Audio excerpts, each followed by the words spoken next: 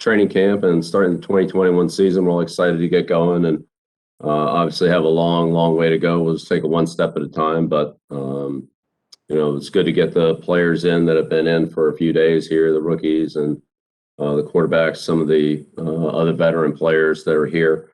And we'll have the full complement of the team, coming in today. And so, really this is a continuation of the spring. It's, and it's kind of like the mini camp days were. We're obviously not in pads here for several days, and the scheduling is pretty much what it was in the spring during that mini camp period. So we'll be really continuing what we did there until we, next week and kind of turn the corner and get into a little different, tempo in practice. The setup on camp operationally is more like it was in 2019. We're still, of course, following all the league protocols and policies on health and safety and so forth. There are certain requirements on vaccinated versus unvaccinated players and different tiers and so forth, and access to people in the organization, fans, and so forth and so on. So whatever those are, they are. We'll follow those. Our staff and organization has done a great job of making those accommodations, and so I'm not really going to get into any of that. Whatever they are, and we'll comply with them, and according to the policies as we're directed. From a staff standpoint, Carm will be coaching the offensive line, and again, that really, these are all things that play off the protocols from the league and so forth. So I'm not going to, get into that any further. It is what it is, and really just from this point on, focused on football and trying to get our team ready to go, trying to get our staff ready to go, including myself, and we all have a long way to go.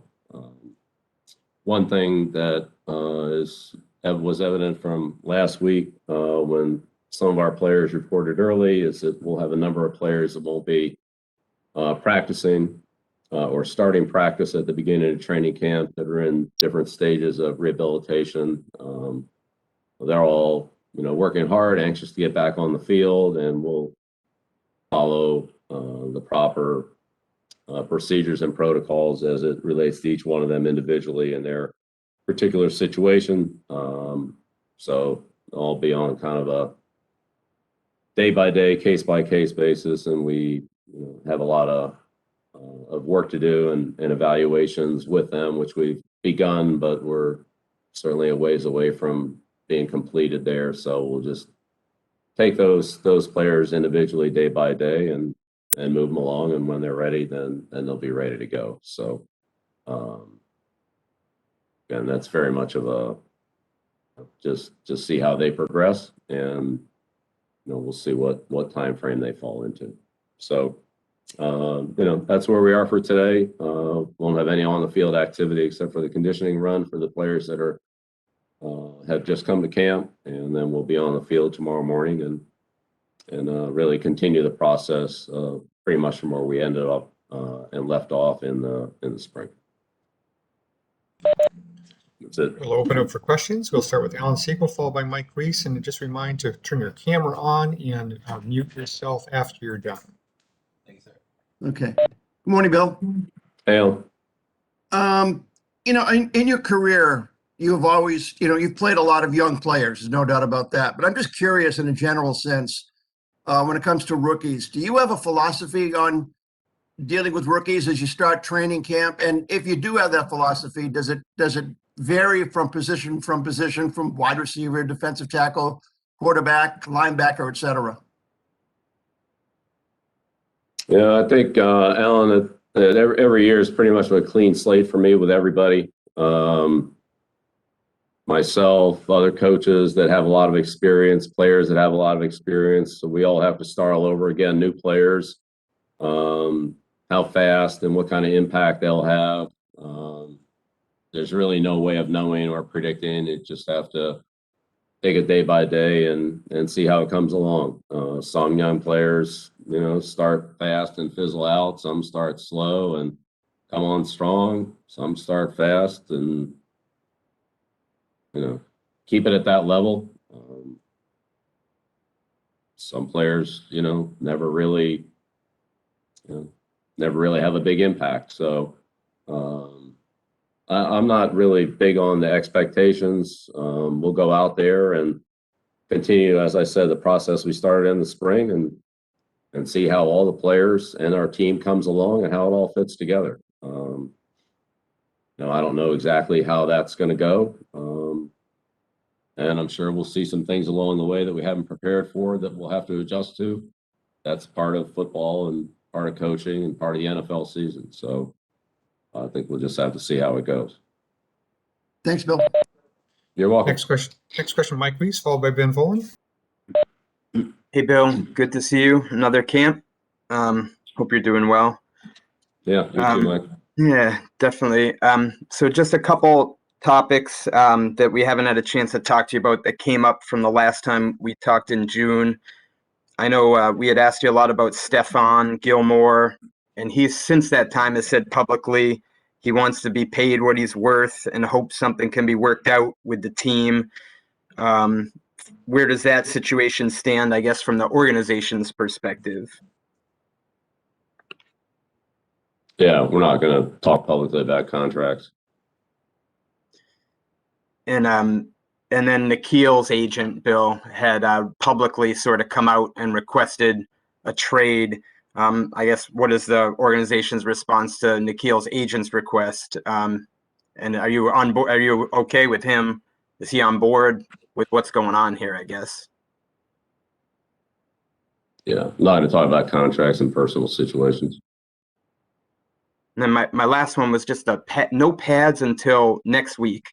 I think watching training camp with the Patriots over the last 20 years, the rhythm, we would always seem to see it like the third or fourth day. You'd work on the running game because it was something you couldn't do in the spring.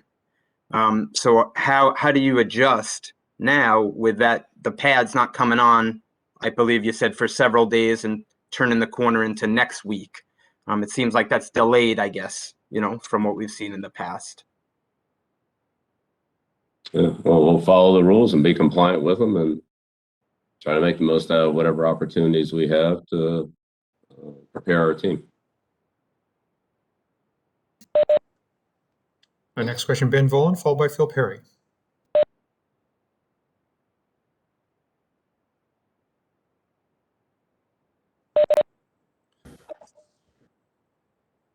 I think you're muted, Ben. Sorry, 5-yard penalty on me. Happy summer. Hope you're doing well. A couple quick questions about COVID. We'll decline the penalty. Sorry. Thank you. Appreciate that. Do you happen to know what percentage of your players have gotten the vaccine at this point?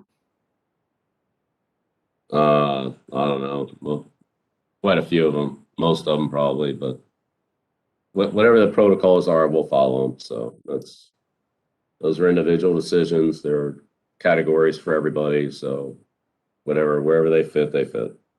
I've seen some teams, they're having vaccinated players wear one color wristband and unvaccinated wear another color wristband. Are you guys doing something similar? Yes, it's required by the league. It is. Well, it's required to differentiate them. So. So when you factor that, and then like we've seen some Buffalo Bills players already, some teammates kind of going back and forth on Twitter about it. Do you have to be wary of this issue splitting the team?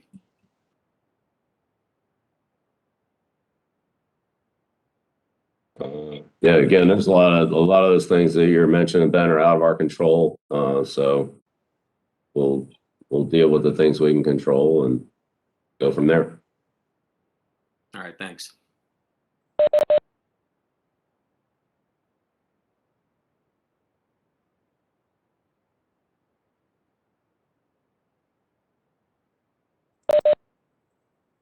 Phil Perry, followed by Ian Steele. Go ahead, Phil.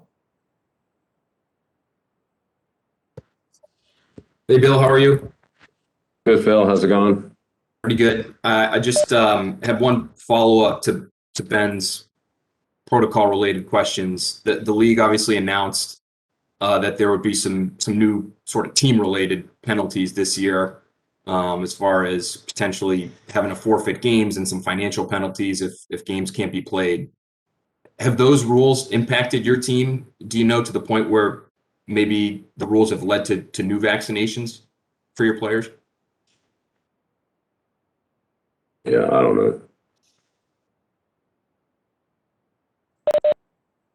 And just one follow-up on Gilmore. I know you mentioned you're not putting anybody on a timeline in terms of the guys that are going through some different stages of rehab, but what have you seen from Stephon? I don't know how much you've seen of him the last few days since he's been in, but in terms of just working to get back, what have you seen from him?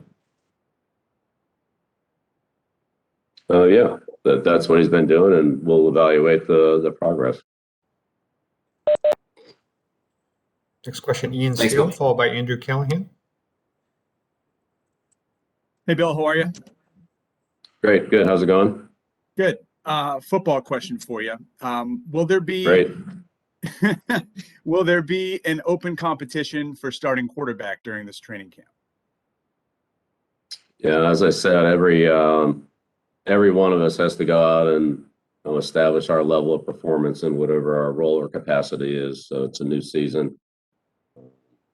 We've done some things in the spring, but this is really the start of football season in terms of the team building part here in training camp. So we all have a lot of work to do. That includes all of us. So till we go out and do anything, then it's pretty much a clean slate. So a clean slate, including the quarterback situation as well? Including the coaches and all the players. Thank you. Next question, Andrew Callahan. We'll try to get in two more. Andrew Callahan and Bob Sosi. Go ahead, Andrew. Hey, good morning, Bill. Andrew? So you described the next few days as an extension of minicamp, which we heard so many times was a true teaching period. Do you plan to make a lot of evaluation here, or at least some, based on what the players will do before you get into pads next week, or is this still a teaching period? It's still pretty much a teaching period. I mean, we'll evaluate how they're able to do the things we ask them to do, but no pads on or anything. It's hard to evaluate. It's a big part of football, is the actual football part of it, which it'll be a while before we get to that. Last question, Bob Sosi. Hey, Stacy. Good morning, Bill. Yeah, Bob. Bill, big picture with the preseason condensed now from 4 games to 3, also having joint practices scheduled before that third and final preseason game, and then a few extra days after that of prep compared to past years. Does that factor in how you look at the timetable, the schedule of this training camp when it comes to reps and just the different phases of evaluation? Yeah, I think you articulated it well, Bob. That's really what it is. The start of training camp is really somewhat delayed based on the schedule. It's as I said, a continuation of the spring, and then it changes and ramps up, if you will, and with the preseason games and the opportunity to have joint practices, that'll be a kind of a different type of training camp in terms of what's going on and what's happening, and the opportunity to evaluate. And then that will extend to some degree into period after that, prior to the start of the opening of the season. So from a time frame standpoint, it's a little bit different than what it was in some previous years, but that's what it is. Right. Thank you. Okay. Yep. Thanks, Bob. All right. Thanks, everyone. Look forward to seeing you out there on Wednesday. Thank you, Coach. Thanks, everyone. I apologize to those we didn't get to. And if you guys want to stay on the line, I'll talk you through some of the protocols coming up here in the days ahead. Thank you, Coach.